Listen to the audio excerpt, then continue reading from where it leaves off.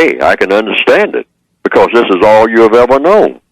So it's kind of hard for anybody to break away from what you've always ever known. Yeah, it is. All right, particularly when it's beneficial. Mm-hmm. It's very difficult.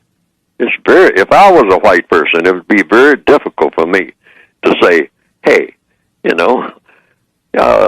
stop doing anything, making the distinction between one color and another. And then somebody is also whispering in my ear, well, you got to give up a whole bunch of things that you're used to having in order to do that.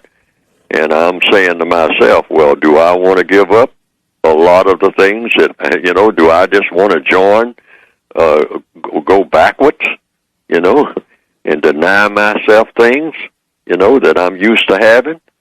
If you're born into a royal family, it's kind of hard. Like, I'm thinking about this Duke back in the 1930s of giving up what you were born into. You talking about the one that wanted to give it up in order to marry this woman? He married a lady in Baltimore named Wallis Simpson. Yeah, I remember that. Yeah, a Duke, I believe. Right. Yeah, right.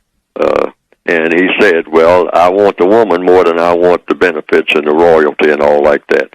So I'll give up the throne. Now, making that same analogy, in the system of white supremacy, the average white person, there are a few that fall through the cracks on drugs and all like that, but the average white person sees the benefits of being white. And it's kind of difficult to ask that person to give up those benefits. Their heart might be in the right place, you might say, and all like that, but when it comes right down, the rubber meets the road, hey, you're going to have to give up some benefits in order to help the great unwashed, the people, the masses of people out here, the black faces, with their noses pressed against the window, looking at the goodies on the inside. You are going to have to give up some of your goodies in order to help them. Now, are you willing to do this? And the average white person says, well, no, I'll think about it. But it's kind of difficult to get around doing it. I can understand that. We all should understand that. But in the interest of this thing called justice, it's actually got to be done. Because these benefits came from harming people.